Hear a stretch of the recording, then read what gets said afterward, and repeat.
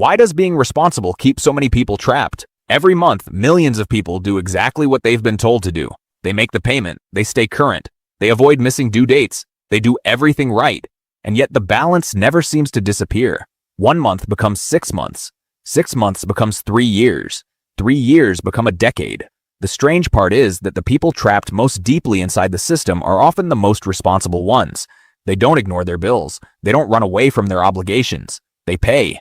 Again, and again, and again. Tonight, somewhere in America, someone will open a banking app at exactly the same time they've opened it every month for years. They'll stare at a number, tap a button marked minimum payment, feel a brief moment of relief, and quietly return to their evening. What they won't realize is that the machine they're feeding was designed to keep them doing exactly that, month after month, year after year. And the most unsettling part, the machine isn't broken, it's working exactly as intended. This is the story of Jake, 32 years old, working at a logistics company, earning $52,000 a year, never missing a payment, maintaining an excellent credit score, doing everything right, and somehow becoming poorer every month. At first glance, nothing about his life looks unusual. He has an apartment, a reliable car, streaming subscriptions, a television, furniture, a phone, nothing extravagant, nothing that would make anyone think he was drowning. But debt rarely announces itself dramatically. Most of the time, it arrives quietly. A payment here, an installment plan there, a monthly charge so small that it feels harmless. $40, $20, $12, $4. The individual numbers are tiny. The total is enormous. And that's the trick. The human brain isn't designed to feel the weight of hundreds of tiny decisions spread across months and years. The system knows that. It depends on it. Jake certainly didn't think he had a debt problem. His credit score was excellent. His payments were automatic. Nothing was overdue. As far as he was concerned, everything was under control. Then, one Friday afternoon, everything changed. The espresso machine in the office break room stopped working. Jake and Thomas decided to walk across the street to a coffee shop instead. Jake ordered a $6 latte. Then he pulled out his phone and paid for it in 4 installments. $1.50 each, he laughed. Everything's a subscription now, right? Thomas didn't laugh. Instead, he asked a question. A simple question. A dangerous question. How many of those do you have running? Jake started counting. The television, the sneakers, the Christmas gifts, the tires, the furniture, the phone. Halfway through the list, he stopped. He honestly wasn't sure anymore. And that's when Thomas explained something almost nobody realizes. For years, many buy now pay later plans never appeared on credit reports at all. Most budgeting apps didn't track them correctly. Most lenders couldn't see them clearly. The debt was practically invisible. Invisible to banks, invisible to financial software, and eventually, invisible to the person carrying it. Researchers even have a name for it. Phantom debt. Thomas looked at Jake and asked another question. Do you know your number? Jake frowned. What number? The total. All of it. Jake didn't know. Most people don't. People know their monthly payments. They know the minimum amount due, but they almost never add everything together because monthly payments are designed to feel manageable. That weekend, for the first time in his adult life, Jake sat down and calculated the real number. 3 credit cards, 5 active buy now pay later plans, 1 deferred interest furniture loan. $8,417. He stared at the screen in complete silence. Then Thomas found something even worse. The furniture loan carried deferred interest. If Jake missed the deadline by even a single dollar, the lender would apply every month of accumulated interest retroactively, nearly 30%, all at once. Jake had only 4 months left. He had no idea. 5 minutes earlier, he hadn't even remembered the loan existed. One discovery saved him hundreds of dollars, and that was the moment he finally sent Thomas a message. Okay, what do I do? Before Thomas answered Jake's question, he explained something that completely changed the way Jake thought about debt. Inside the credit card industry, customers who pay their balances in full every month have historically been given a strange nickname. Deadbeats. Not responsible customers, not disciplined customers, deadbeats.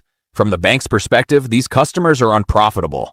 They use the service, they follow the rules, and they never pay interest.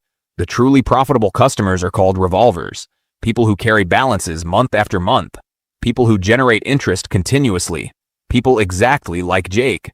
Jake had always been proud of his excellent payment history. He'd never missed a due date. His credit score stood at 748. He considered that number proof that he was winning, but Thomas explained something that made him stop and think. A credit score doesn't measure wealth. It doesn't measure freedom. It measures how reliably you handle borrowed money. In other words, it measures how attractive you are to lenders. A perfect score combined with a permanent balance isn't necessarily a victory. Sometimes it's simply proof that you're very good at making somebody else richer. Jake sat quietly for a moment. Then Thomas finally answered his question. What do I do?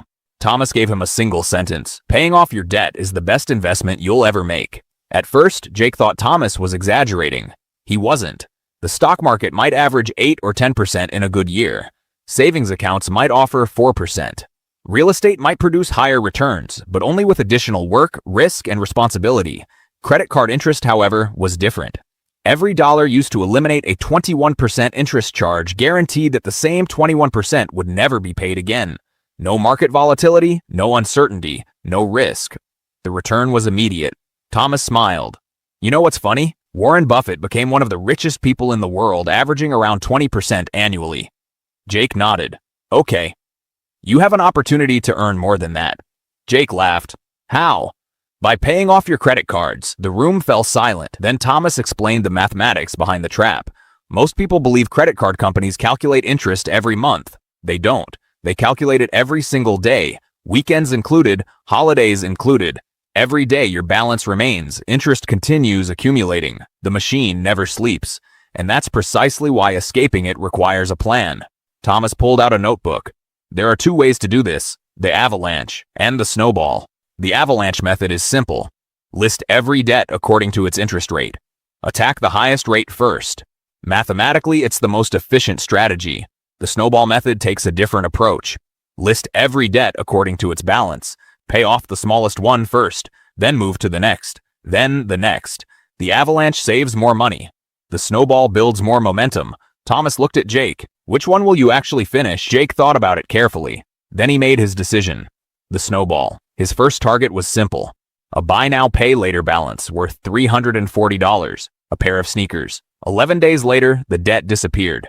Something shifted. The amount wasn't life-changing. The victory was. For the first time in years, the number was moving in the right direction. 8 weeks later, another debt disappeared.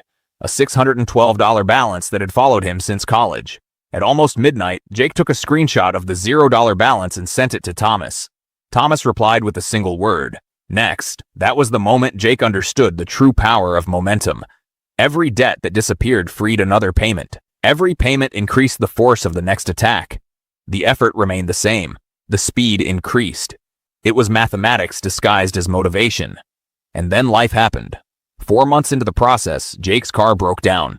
Transmission failure. $1,900, 1 phone call, 1 repair bill. And suddenly, months of progress stood on the edge of collapse. Jake stared at the estimate. He was ready to give up. $1,900. Months of progress suddenly seemed meaningless. This is the point where most debt elimination plans die. Not because people are lazy, not because they lack discipline, because life happens. A repair bill appears. An unexpected expense arrives. There isn't enough money available to absorb the impact. The credit card comes out again. Months of progress disappear in a single afternoon. Then shame arrives. Then discouragement. Then the plan ends. Jake called Thomas. I think I'm done. Thomas shook his head. No. You didn't fail. Your plan was incomplete. Jake frowned. What do you mean? Every plan needs a firewall. Thomas explained the idea. Before aggressively attacking debt, a person should build a small emergency fund, not 6 months of expenses, not a year of savings, just enough to absorb life's smaller surprises. $1,000. A separate account. Money that remains untouched unless absolutely necessary. Jake looked confused. Why would I save money while paying 22% interest? Thomas smiled. Because the point of the firewall isn't growth. It's protection. It's insurance for the plan itself. For a moment, the machine had nearly pulled Jake back inside. Instead, Jake paused his debt attack. For 6 weeks, he focused entirely on building the emergency fund. $1,000. Nothing more. Nothing less. Then he restarted the process. The next emergency came. The money was already there. The credit card remained untouched. For the first time, the cycle was broken. That's when Thomas showed Jake the complete system. Step 0. Know your number. Not your monthly payments. Not your minimum balances. Everything. Every card. Every installment plan. Every forgotten account. You cannot defeat something you're unwilling to measure. Step 1. Build the firewall. Step 2. Stop creating new debt. Delete your saved payment information from shopping websites. Remove the applications from your phone. Create friction. Jake went even further. He placed his credit cards inside a plastic bag filled with water and put them into the freezer, between a bag of peas and a package of dumplings. Every impulsive purchase now required 20 minutes of waiting. Thomas laughed. You'd be surprised how many bad decisions disappear in 20 minutes. Then Jake switched to cash for daily expenses. Researchers have repeatedly discovered something interesting. People spend more money when they use cards, not because they're irresponsible, because handing over physical money hurts. Swiping a card doesn't. The pain is hidden, and hidden pain is easy to ignore. Step 3. Choose your strategy, the Avalanche or the Snowball. Then automate everything, because discipline is unreliable. Systems are not. Step 4. Find additional fuel. Jake reviewed every dollar leaving his account. He found forgotten subscriptions. He prepared meals at home several times each week. He picked up an extra shift every month. Little by little, the numbers changed. Then Thomas pointed toward the mountain bike hanging in Jake's hallway. The bike had been there for years. Jake had ridden it twice. Ironically, he had purchased it through monthly installments. A man named Marcus eventually bought it for $350. Jake watched him carry it away. Then he looked at the empty space on the wall. The bicycle's final purpose had become paying off the debts created alongside it. Finally, Thomas explained the last step. When the final debt disappears, redirect the payments into investments. Same amount, same schedule, different destination. Because wealth and debt are often separated by only one thing: direction. 22 months after that afternoon in the coffee shop, Jake made his final payment. $8,417. Gone. And that's when everything changed. The following month, at exactly 11:47 p.m., Jake did what he had done on countless nights before.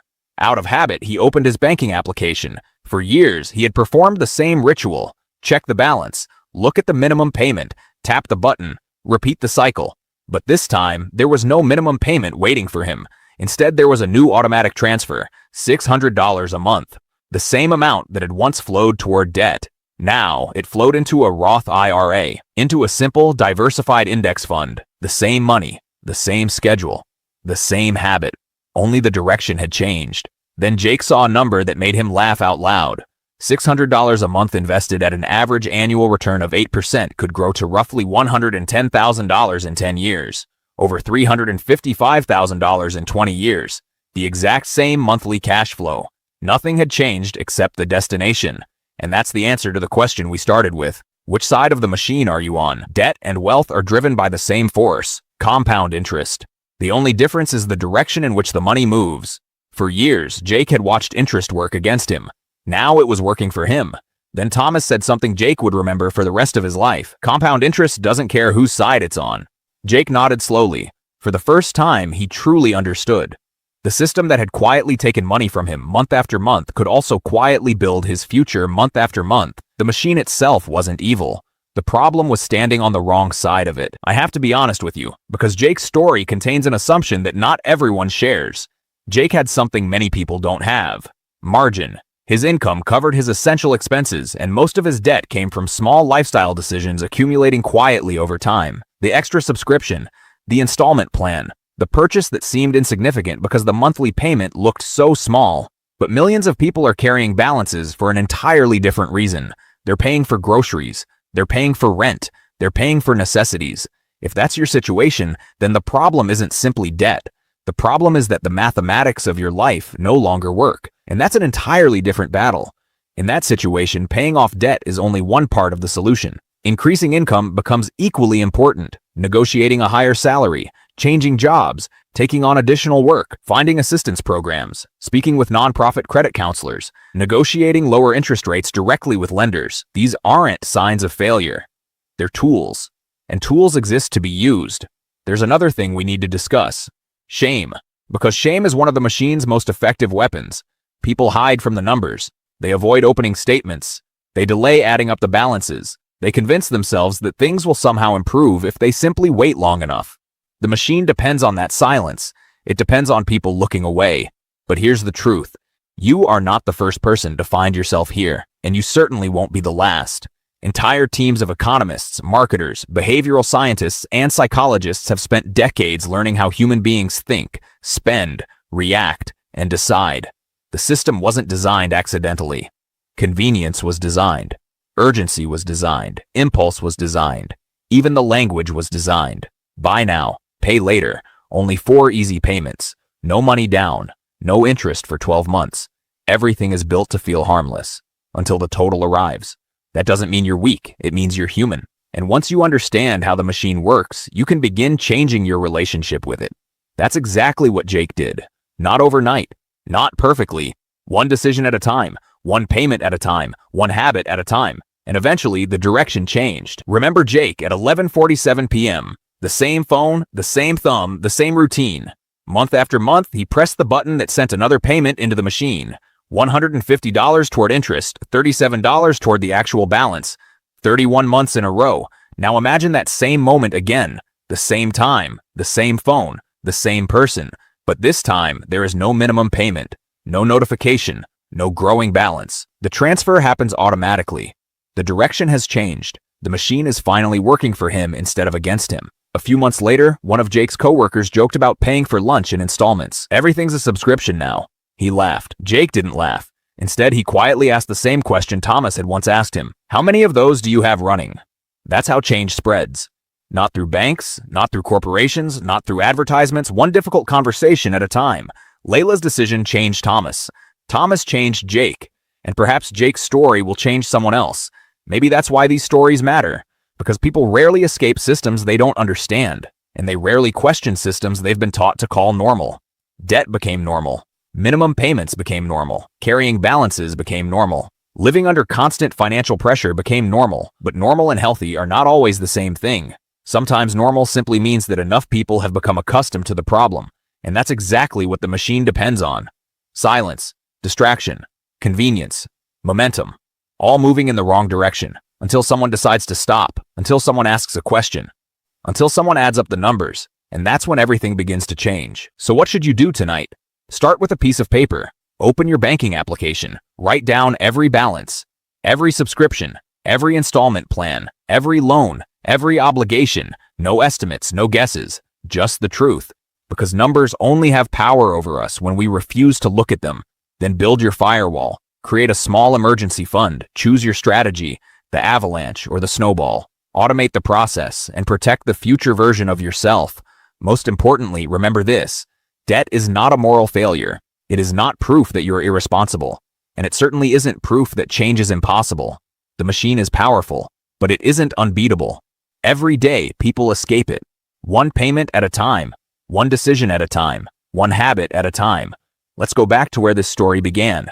Tonight, someone will open a banking application at exactly 11:47 p.m. They'll stare at the balance. Make the minimum payment. Feel a brief sense of relief. And continue the cycle all over again. The machine will continue moving. The question is whether that person will eventually stop long enough to understand how it works. Because the moment you understand the rules, the game begins to change. Jake learned that lesson. Thomas learned it before him, and perhaps someone listening right now will learn it next. There is an old saying that compound interest is the 8th wonder of the world. Whether or not that's true, one thing is certain. Compound interest is always working. The only question is whether it is working for you or against you. And maybe that's the most important lesson of all. Debt and wealth are often the same machine operating in opposite directions. One quietly takes away your future, the other quietly builds it. So the next time someone tells you that the payment is small, ask yourself a different question. What is this decision going to cost the person I will become tomorrow? Because the life you eventually live is built from the choices you repeatedly make. One payment, one habit, 1 month at a time. And with that, Jake's story comes to an end. If you found this story valuable, subscribe to the channel and I'll see you in the next one.